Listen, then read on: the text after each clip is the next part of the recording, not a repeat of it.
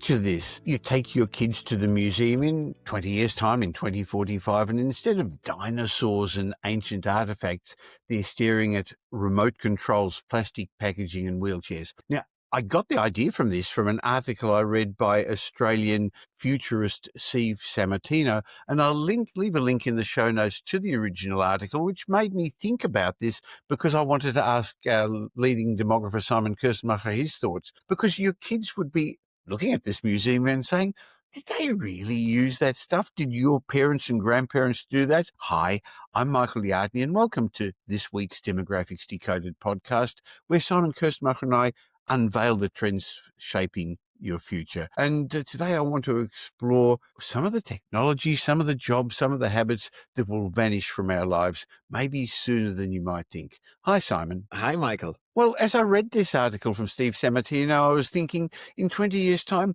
people might look back at us and say, you actually drove your own cars? Hey, you carried plastic around you. You wrapped your food in plastic. You even forgot things. Boy, life's probably going to be very different then. Yeah, and that's the fun stuff about looking into the future. You'll see that some of these forecasts are very, very fact-based, and some of them are more speculative. But that's part of the futurist element. And Steve, who wrote the article, is a futurist, is being a bit more out there in the forecasts, whereas I naturally try to be very, very data-driven in making those forecasts. So I'd have a bigger target probability or something of hitting the target. But you'll see that some of those forecasts make an awful lot of sense. Yeah, so we can dive straight into it. Well, there's lots of information I want to share with you, and I know you've got some great ideas you want to share with our viewers and listeners. So if you're in business, this will be very relevant for you because your customers and the way you conduct business will be very different. If you're an investor, this will be critical for you as well to understand how our world's going to change in the future. So let's maybe break this down to a couple of different categories. Let's start with work and career. Now, in last week's show, we spoke about the possibility of a 4-day work week. And I guess one of the things in 20 years' time I would be proposing is that it's unlikely we're going to have a rigid 9 to 5, 5-day work week, Simon. Yeah, at least in many professions. There are still some jobs where your main presence will be financially rewarded. I'm thinking of something like a retail shop assistant at the moment. We don't really care how many sales they make. You just need somebody staffing the operations each hour. So for them, this won't be the case. I was thinking of the guy that stands at the door when you go to Chemist Warehouse, the security guard. Yeah, he exactly. just has to be there. Exactly. He has to be there and he'll be paid by the hour into the future. That makes sense. But then I'm looking at most of the knowledge work and we're seeing the shift there already. That fewer and fewer people work 9 to 5. So they just arrive at the same time, leave at the same time. We're becoming more flexible. Yeah, you have kids. Okay, sure. Your pickup time changes a bit depending on when your kids need to be where and when you need to pick them up. So all of that, we are becoming heaps flexible already. Working from home made this even more flexible, and that trend will only intensify for a certain cohort of workers. And then, of course, there are jobs where you're being paid a delivery driver of sorts. Why would you work flexible hours? You work the most attractive hours where you get more fees for your deliveries. So that is also, in a sense, flexible, but ultimately you will work those hours. Yeah, so this is a split forecast, not for the whole, but more and more the idea of just working fluent hours is gone. Also, the idea, of course, in that we discussed in the past is that the idea of spare time becomes a bit less common, because if you're always on, you always not necessarily expected. We can write this in law like the French, that you don't need to answer emails after a certain kind of time and so forth, that your bosses have no right to call you outside of agreed hours. But ultimately, you will think about work at more odd hours, and the boundaries between workplace and private life, they're eroding. Well, one of the other workplace trends is the jobs for life has gone. But having said that, a couple of episodes ago, we discussed the concept that many people are going to change jobs 2 or 3 times in the next couple of decades. By the way, if you haven't subscribed to this podcast or video yet, please do so on your favorite podcast app and go back, because each week Simon and I have discussed a whole range of trends that are going to shape our future. So I think you're going to get some benefit from listening to that past episode of the fact that jobs for life are no longer there. No, that's not the case. We do, of course, see at the moment that young people in particular are more loyal to their workers. So the amount of young people each year that change their job has been going down significantly, but that's limited labor mobility due to unaffordable housing, due to people not switching between cities nearly as often as they did in the past to run after career opportunities. But long-term contracts will be gone. So the idea there is that I'm rather parking my staff on temporary employment conditions, because I, as a business, find it increasingly hard to forecast the future. So therefore, I will just have my workforce always on call, so to speak, so that I can adjust to technological changes, because what do I know how my office functions will change over time. So Well, what will the office even look like in the future, Simon? I remember that there used to be cubicles and then it became open plan and that didn't work as well. People now work from home more. Will the office as we know it be a historical curiosity? So I think the offices will not look too different from the current office layout. And by this, I mean the flexible workstations, the hot desking environment, but we will see fewer desks. If you look at your average office floor, take away quite a few of those workstations and replace them with meeting rooms. Because if you think about what AI does, AI makes certain kind of work tasks heaps faster to complete, writing reports, moving. Sorry, just got scared because the cat jumped on my lap. Exciting animal, just to cheap way of Beautiful. catching viewers. So the idea then would be that we have a more open work environment, but AI takes away the technical, boring tasks. And these tasks traditionally were better done at home. So we then go to the office to do more interpersonal work. And this interpersonal work is humans interacting with each other. So you do need more boardroom type places with big meeting rooms where you have your butcher's paper and post-it notes and you communicate more. So people in the future, I would also argue, spend more of their working life in cafes than previous generations, because that's where we do part of our socializing as well. So yes, the office will still be there. Yes, it will still be important, but it will look somewhat different in the future, I would argue. You've mentioned AI a couple of times, Simon. I know people are already using AI to do their CVs, and sometimes it's pretty obvious a job interviews and CVs going to be a thing of the past in 20 years' time. We can only pray that they will be. It's a very inefficient and outdated way of finding out what we want. And by now, this is a ridiculous, when you talk to HR professionals, this is a ridiculous game where the company uses AI to write some rather generic job description. Then the job seekers feed this AI written information into their AIs and have an AI optimized CV written to that thing. So it's essentially two AIs talking to each other. It's increasingly not human. So the idea is, how do we actually verify the skills? This is when we throw those buzzwords around like a blockchain. Do we have, essentially, is my LinkedIn account, or some doesn't need to be LinkedIn, could be any kind of personal account. Does this have all my real qualifications linked to it and my formal qualifications some sort of formal way? Do I have a confirmed path of my previous projects and career paths and something stored online that can be checked? So that's the skill matching element of a job search. We could optimize this easily. And then I think we will spend more time than before to just getting this human sense of the potential new coworker. So I think that the human will actually have a bigger element in there. So we move away from just checking the CVs, and we will spend more time just intuitively seeking out the human. So I think as a worker, you do need to have more interactions with your employer beforehand. And so I was rather confident about those forecasts for quite a while. And then I saw this being criticized online as being discriminatory about neurologically diverse folks. There are people with autism, for example, who would do really poorly in this face-to-face skills. Yeah. Or something. So we'll see how this plays out.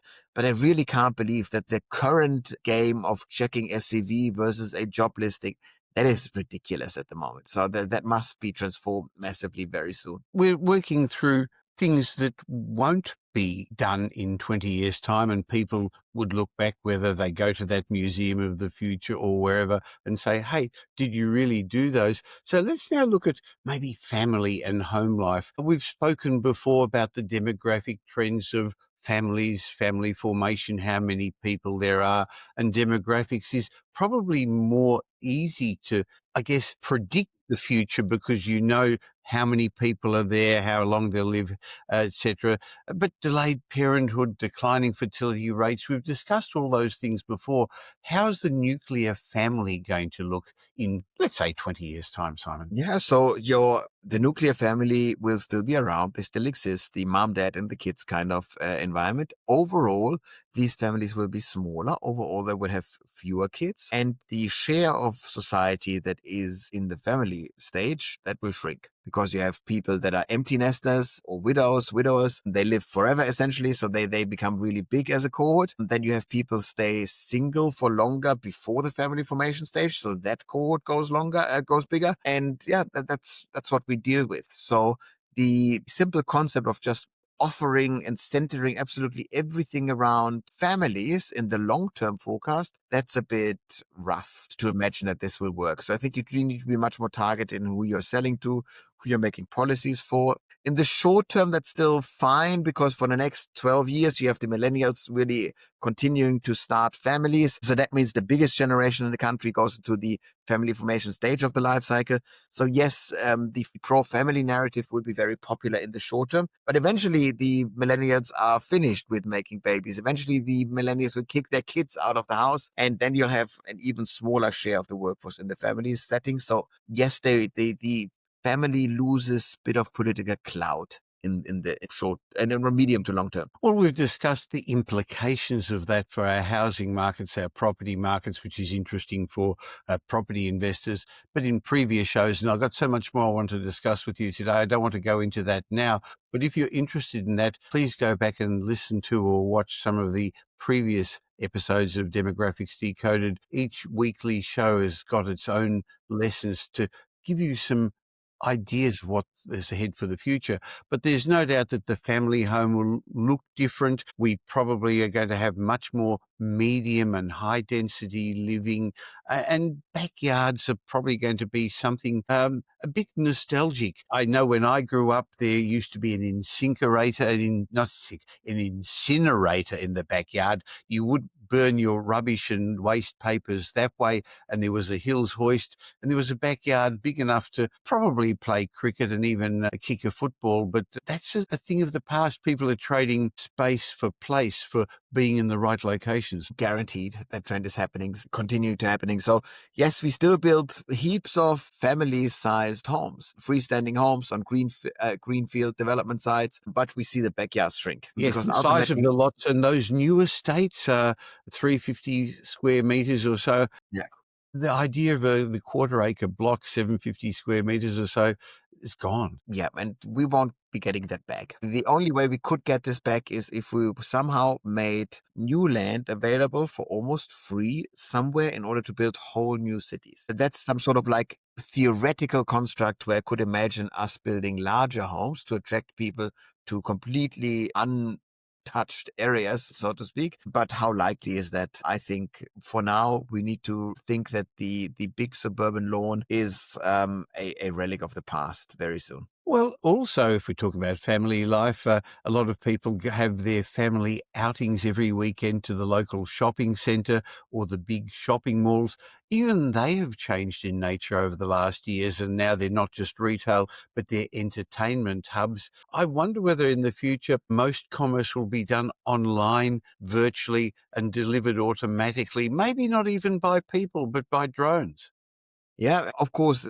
And this is where we're talking about really many unknowns in forecasting. So when people talk to me about drone deliveries, I say, okay, so maybe it is thinkable right now to do this, but is it desirable? Because to have this constant supply line of drones around the city at the current technology, this would at least be annoying because these things Yes. are loud, they go zzz all the time. We wouldn't want this per se. So there's that element if we want this. So if we don't want this, we probably regulate it away. Yes, the share of all retail sales that are taking place online, that is going to continue for sure. This is about 16% of all retail takes place online now. So retail is anything from buying your Amazon stuff, your groceries, your gasoline at the gas station, your buying a new car is retail. So all those things, of all those sales, 16% take place online. It's huge and has been growing rapidly since 2013 when we first collected this kind of data, and 2% of all sales took place online. So very fast uptick. But yeah, even if you draw a straight line forecast, this will not be half of the sales anytime soon. Ultimately, because retail shopping in person still has a couple of advantages. You actually know what you see. You can touch the stuff that you see. You can try it on. You can be a bit more deliberate in it, and it can be faster sometimes. If you think about kids' clothing and so forth, buying it online, even though we buy in our little family, we buy so much crap online simply because it's convenient. There's also some psychological benefit of retail therapy, of going out there and doing it, isn't there? Absolutely. And sometimes an online shop can give you this quick fix for it, but it is also the idea of you don't even know what you want, and you just stroll through a shop and you look at different things, and you combine this maybe with a cafe date, and maybe even go to the movies or the play center, whatever they have in the malls. They go, yeah, that's fair enough. And I don't see this going away. That said, I would say the safer investments are the big retail destinations, the big shopping centers that are a Yes. destination. Yes. If I'm looking at your suburban strip mall, that's a much harder thing to keep alive. We should do an episode about, the local main street strip malls and what they can do. It's a very important thing about Australian life that is Very at much so. massive risk. That's there. So I think, yes, definitely more shift towards online. The little retail stuff under massive threat. The big boxes are fine for now. Interestingly, you mentioned about buying our petrol, our gasoline, and I remember the old days before you had to do it yourself. When you went there, you pressed a button, your hood went up, the guy would check the water, would check your oil, put petrol in your tank.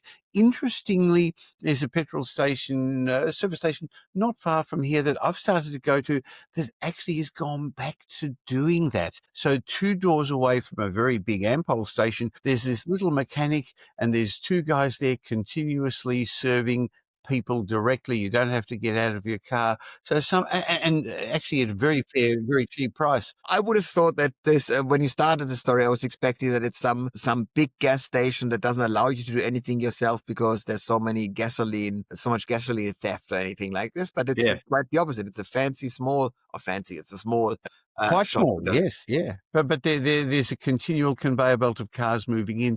Look, if we're talking about shopping and retailing and all that, I wonder if we're ever going to be, if we are going to be using plastic wrapping in the future. If we're talking about in 20 years' time, are they going to look back and say, did you use those terrible plastic wrappings? Did you drink water from those plastic bottles? What did it do to you and your health and the planet? It poisoned the planet. Yeah, and there's just so one thing, global warming that's still being discussed in a critical way. A thing where we can't have two opinions about is just plastic pollution. If we see how much plastic is being put into the oceans, it's shocking. And we're fighting this already. So it's quite impressive. The Great Ocean Cleanup, Bojan Slat or whatever his name is the main guy there. That's absolutely fantastic. In Australia, you have sea bin, those swimming um, um, garbage bins that collect microplastics and big plastics out of the seas. That stuff is fantastic. So we're starting to clean this up.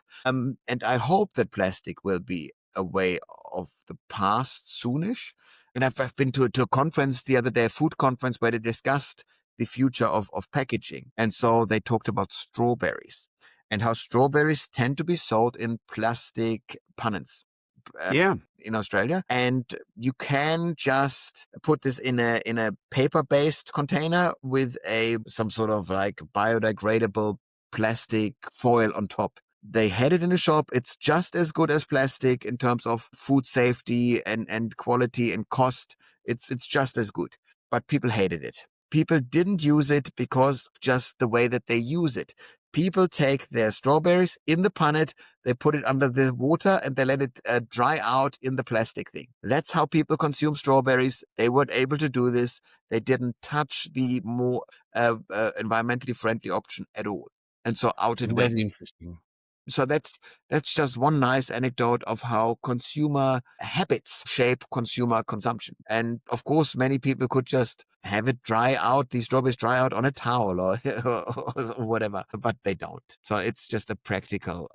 Well, I guess part of the lesson there is some habits won't change. Now, interestingly, you were talking about you being at this conference. Maybe for some of the people who are new to this show and don't know what you do, what's involved in your day-to-day life as a demographer, Simon? How do you help your clients? Well, sometimes I help my friends by cat sitting right here. Now, those who are listening to the audio and not watching the video don't know that a cat has jumped up on Simon's desk and is sitting there purring while Simon's patting the cat. But so if I'm not cat sitting, I'm actually working on demographics, and that mostly involves talking to clients either in boardrooms or at big conferences, and I show them their own business, their own world through the demographic lens. And the fun stuff, of course, is that demographic forecasts, especially if they're only a decade out or so, are extremely precise, and that gives people a bit of a window into the future that is rather reliable, because the future is by nature unreliable, and so focusing on the more reliable elements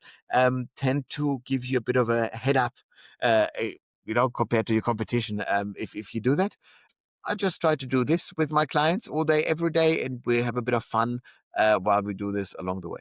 Well, I guess some of the things we're talking today are more speculative, but you are more data driven when you speak with your clients. So if people want to have a chat with you, I'm going to leave a link in the show notes to the demographics group, and they can find out about what you do and speak with Fiona there to see if you and how you can help them. Similarly, if you're interested in developing financial freedom and you're a bit confused about all the messages, the mixed messages in the media about property at the moment, my team at Metropole can help you safely outperform the averages by starting off by putting a strategic property plan together and then helping you implement that plan so that you can safely grow into generational wealth.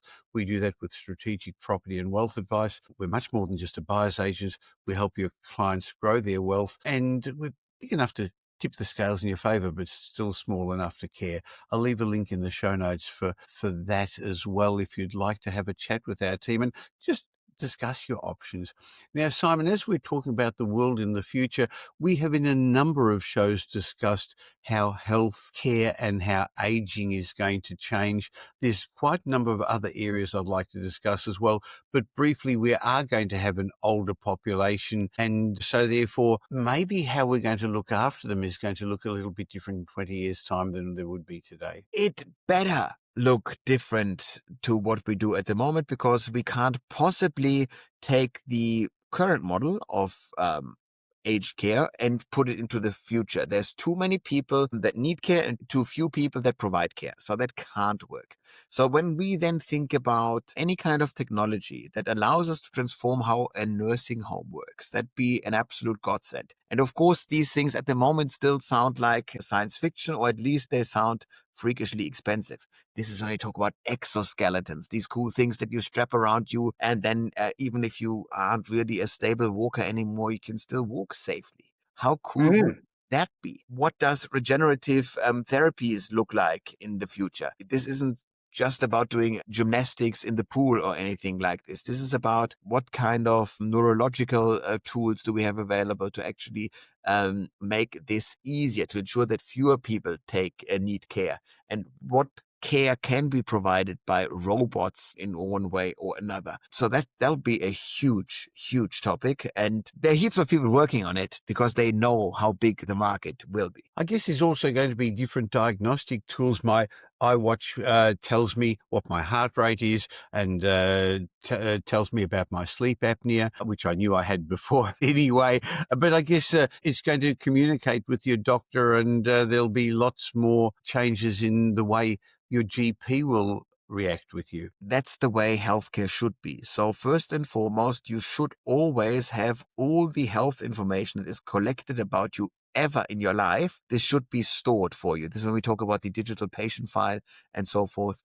Your health record should be there, and you can then actually quiz your, your AI platform about your future health, because we do know this. And then just think through us collecting this data for a couple of generations.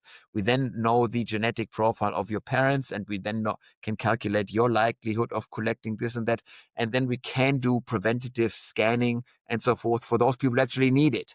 If there's a certain kind of specific genetic conditions that only a small minority is victim to, so to speak, don't scan everyone. Scan the people that have a high likelihood of having that.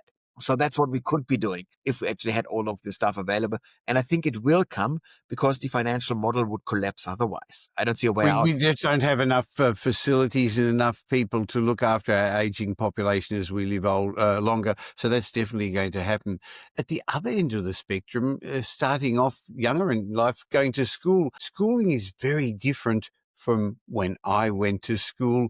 I used to get a school report that I took home to my parents and a school book. I've actually got it, those who are watching the video, I've still got it in a blue book there in the bookshelf, where they used to score you in the class and tell you your place in the class. I don't think you're allowed to do that anymore. But I think standard schooling doesn't work as efficiently as people thought it would. It's probably going to look different, Simon. Yes, it has to. So we do see this at the moment, that school in the current setup doesn't work, in particular for young boys. They fall behind. So girls are outperforming boys by a country mile at school. It's a system that's not really working for boys. So it's not gender equitable at all, this current system. So that will probably need to be changed. There are, of course, big questions at the moment of how do we actually assess students. And I think the in-classroom assessment of just like, how did little Michael behave and so forth, I think that this will actually find a comeback, because just testing your writing, if it's not done in the classroom but at home or with a computer, you can't really rule out cheating with AI. I still call it cheating. Yeah, it remains to be seen if this will be continue to be seen as cheating in the future. But so we do need to find new ways. And I speak at a lot of conferences to school principals, to school bodies, so to speak, and they are puzzled about what this looks like. They're all trying to find their path forward, and it's hard. But yeah, I think change is underway in the sector quite massively. What about at higher education levels, universities? Are we going to still have physical campuses we go to? Yeah, I think a lot of the learning is done really in intellectual exchange, much more than the if you just need knowledge, that will be trained much more online. It will be done in a more ad hoc, as needed kind of way. But the idea of actually testing your intellectual rigor against other minds, that will be done in person. But I think one of the big shifts at university is that we need to rethink if we really want to send about 54% of our year 12s, or whatever it is, something like 54% of our year 12s go to university. That means it's not very special. That means by going to university, paying an arm and a leg for a degree, then having this really long, big Hexstat hanging over you, and this sets you apart as being in the top 54% of society. That's not very special at all. So we must also rethink that. And that's purely the economic element of university. Ultimately, I want young people to learn how to think, and you do that at uni. We don't know how to test this. So the uni lecturers that I know and speak to, they say, to be honest, we write assessments with AI. Students send us AI written essays, and then an AI corrects them. Again, this is stupid. And this is stuff that does need to be changed. It is taking place right now. But we always say regulation follows innovation. Innovation is AI. We throw it at the world. We now need to change. We need to change education and schooling in the higher university.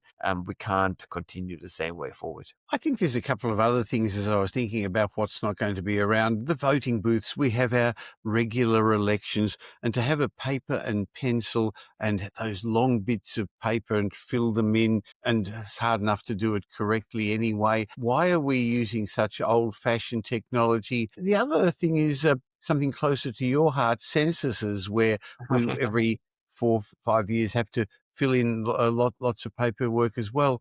Do you think those things are going to change? So I'm, of course, probably one of the biggest advocates for the Australian census that is out there, because it is such a wonderful thing where we ask 65 questions of every Australian, and we can then cross-tabulate all of this data. So I think that the census, as long as we can keep it alive, it sets us Very apart from the rest powerful. of the world. Maybe we'd survey people differently in the future, Simon. I think the survey element of data collection that could be done much faster. There should be live data. If you think about, we provide quarterly population estimates. I by now think we should be able to test and measure, estimate population rather well based on cell phone data, based on electricity usage, based on these kind of things. So we get the kind of broad scale movements within cities, the urban canvas of Australia, right? So I think we should be doing this. We should be taking more modern approaches towards data collection. And this is underway. So I do think that will look quite different. If you look at how big population data got collected now compared to what it will be looking like in 20 years, that'll be a big difference. It'll probably flow through to passports, those paper booklets that we have now. They've at least got a chip in them, so there is a sense of some IT in those. And probably going to end up with global databases, which is going to protect borders a bit better.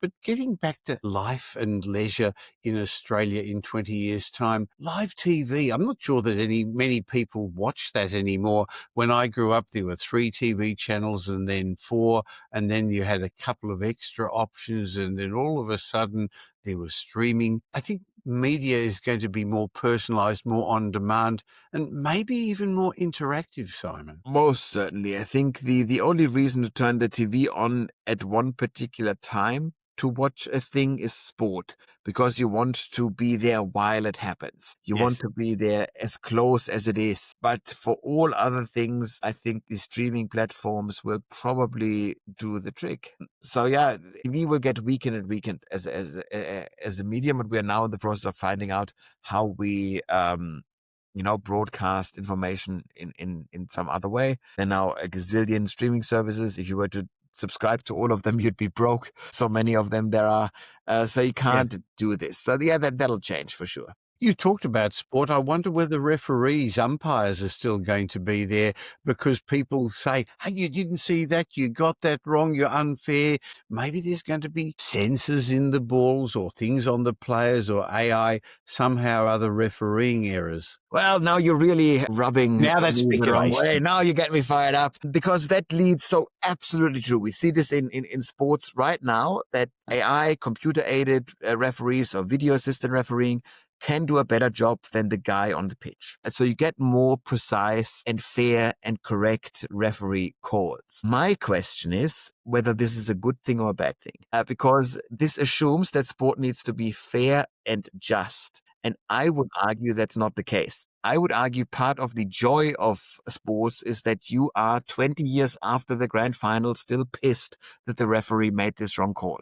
That is, in a sense, part of the beauty of sport. And it's also about the immediacy of sport. So this is soccer, football, where we have the goal. There's a chip in the ball for the big games, and you have goal line technology. So if the ball is behind the line and is a goal, the watch of the referee goes buzz, then he knows it's a goal. If it's didn't just cross the line, it's no goal. And so every now and then over history, there were many big matches where people said, oh, this thing should have been a goal. It's not a goal. And I think that's part of the beauty of the sport, is to create this kind of sense of injustice, of arguing, of these, oh, what could have been, what should have been. This is not about creating an or a super just and fair world. That's not what sport is about. I think the discontent is part of the beauty, but that is my personal I can see that that's a strong argument. What's going to happen to screens in the future, Simon? Smartphones, laptops, iPads, are they going to be a thing of the future, and there's going to be holograms or glasses, smart glasses? So like Mark Zuckerberg really bets on the glasses, on the idea that you have screens displayed in front of you that only you can see. So you have a fully individualized screen, which of course is a nice way of alerting our YouTube viewers to the fact that by sheer coincidence, I got my new glasses yesterday, which are identical to your glasses, as we realized in the Yes, isn't warm-up. that amazing? Yeah, but so soon many people would be wearing the same glasses, because if you wear your Meta glasses, they all look more or less the same, and you'd have your screens in front of you. From a privacy perspective, it's probably cooler. I can if I'm sitting on a plane, I can read the text that the people next to me write. I can read this quite easily. You couldn't in this environment. Yep. So yeah, maybe screens would be a thing of the past. But of course, this would mean what would it mean? It would mean even more emergence into technology, which of course the big technology companies would want. So the potential counter movement then would be the fully organic human, the human that wants to be, it would be seen almost like a digital Amish who only has a phone and no digital glasses, no digital wearables or implants or anything to the body. I think that there might be a certain kind of trend back to that as well. But ultimately, I like the idea of personalized screens built into your glasses. Could be a good thing from a technology, from a rubbish perspective, because think about it. If this replaces your laptop and your phone, multiply this times a couple of decades that you live, you would minimize the electronic rubbish quite a bit, which would be a good thing. Interesting. Now, this show's going a little bit longer than our normal Demographics Decoded podcast, but there were so many things that I don't think we're going to be doing in 20 years' time that we're doing today. So I'd like to finish off with a couple of maybe big picture social shifts. We've spoken a lot in the previous shows about the retirement stage of life and our aging population. So that's a given, and you can hear about that in previous episodes. But what about cars? Are we still going to own our own cars? Are we still going to even be driving cars in the future, Simon? Yeah. Oh, I don't think we'll be driving them for much longer. It's just so convenient to have the car drive itself. These trials, the Waymos in San Francisco and so forth, they're plentiful, they work. Self-driving cars will be the absolute norm very soon. Why should you drive yourself? You can use the time differently, be this sleep, be this work, be this watching movies. So I'm pretty sure that the car will be self-driving. The real interesting question to me is whether the car will be owned or not. Because if private car ownership were a thing of the past, you would get away with about 20% of the vehicles. There's beautiful data that says at no point are more than 15 or 16% of all cars on the road at the same time. Most vehicles are always parked. So, Yes. just have to 20 or 30% of the vehicle fleet at the moment, and that easily services the whole population. So then you would free up heaps of urban space that are used for car parks, and you could do other stuff with it. That would be exciting. That, of course, assumes that nobody cares about the car manufacturers, because those guys will fight tooth and nail that this will not be the case. They will want private ownership of vehicles. But maybe an Uber, who's just a platform, they don't care about the ownership of the vehicles. They just want to be the king of the platform. So that's there's power pulls in the back there of how do we provide mobility. Interestingly, another thing that I think is not going to be there in 20 years' time is coins. Who uses coins now? Or cash, even probably paper notes or plastic notes. We're probably going to have digital payment systems that are even different to what we're using today, Simon. Yeah, so I think that for all intents and purposes, cash and coins are retired already. It's most people do their transactions digitally, but I quite like the idea of the existence of cash and coins as an option for worst case scenario. The worst case scenario is that a digital system completely breaks down, that it gets sabotaged, that it gets taken over. And in that sense, you must have a physical currency available. I think from a national sovereignty perspective, I wouldn't possibly touch cash.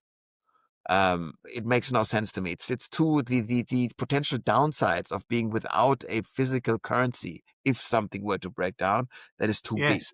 So I would keep it there. But so we got young kids, and the other day I was at a home where the kids were in the play area and they played shop. And so I went there and they were like, oh, go and buy stuff at the shop. And so I was like, oh, wonderful. So I bought a couple of fruit, bit of the Yeah. wooden fruit. And then I said, but I need some money to pay for it. And the 5-year-old girl looked at me absolutely like mind-boggling. She's like, don't you have a phone? I was like, there you go. And then Yeah. I just handed her my phone, and paid that way. That's what our kids are seeing, and that'll be a very, very normal way to look at the world for our kids now. Well, talking about phones, I've just recently upgraded to the next level of iPhone. So I've got the same thing. It's in blue now. I'm not totally sure why I did it. But then I had to, even though the transfer of data was useful, there was all these passwords that still wanted me to update and change. It's actually become more complex with two-factor authentication and passcodes now. I wonder if they're still going to be around in the future. Yeah, so cybersecurity will become a bigger and bigger issue. So the idea is Yes. that you must find a way to make this ultimately safe. And we're still working on it. And so this is when you talk about those fun things about this, some biometric thing about you. How do you do a two-factor authentication with just the things that you have around you, your eyeballs, your fingerprint, your face, whatever it is. So I'm convinced that they're doing this because one of the best, most lucrative growth industries around the world is cybercrime. And we must counter this in one way or another. So the innovation in this space on the security end will be gigantic. And it's an absolute arms race there. And so I hope that the good guys win in this race. Yes, definitely. Another thing that is likely to be different is the internet. Well, as we know it now, I actually do remember when the internet started and when my friend Jeff introduced me to it, and I really couldn't see the benefit. I had a computer for a long time, but why should my computer speak to your computer? And I had the dial-up modem, and I remember how it made that beeping noise and took a while, and then it took a long time to download things. The internet's very different in the last 30, 40 years anyway. Wonder what it's going to look like in another 20 years, Simon. Yeah, I hope we go back to the old internet insofar that the content is relevant and that the content is more human created. We now see on many social media platforms, the vast majority of content is AI created. So I have large social media accounts. I've got over 400,000 people on my Simon Shows You Map, Simon Shows You Map's Facebook account. And you go, well, whenever I write about Russia, for example, show a map of Russia or something, kind of discussions underneath it, this is all bot. Like you kind of get a sense of these aren't real people. This is just, and this only occurs under certain kind of topics where the bot army flies in. It's quite fascinating to see, but you also go, it's bullshit. And it also means that you must better not have your opinions shaped by the internet. This isn't real people who just happen to show you their information face to face, or not face to face, but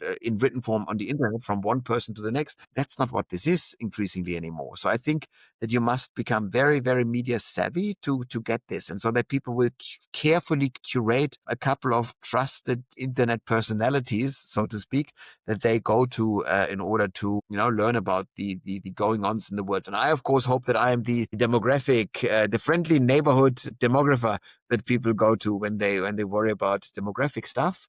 Who knows? At the moment, the internet got worse over the last 10 years. I'm Well, pretty more and more people are watching you, listening to you each week on this Demographic Decoded podcast. And this has been a longer one than normal. But if you got some benefit from this, please share it with some of your friends so Simon can be the demographic guru sage for a larger part of Australia's audience, and subscribe to the show as well. A couple of other things I think are going to change, Simon. That language barriers that we've got now, the latest Apple AirPods apparently translate in real time so that you're going to be able to understand other people speaking foreign languages. It is wild. It is absolutely wild, the live translation feature. And if you've seen this, that they've done this in team calls and so forth, where people speak with their own subtitles. It's just bonkers. Anyways, so that's a really cool thing that's happening. It is not a substitute for learning a language, because learning a language teaches you another way of thinking. So that'll still be there. That'll still be valuable.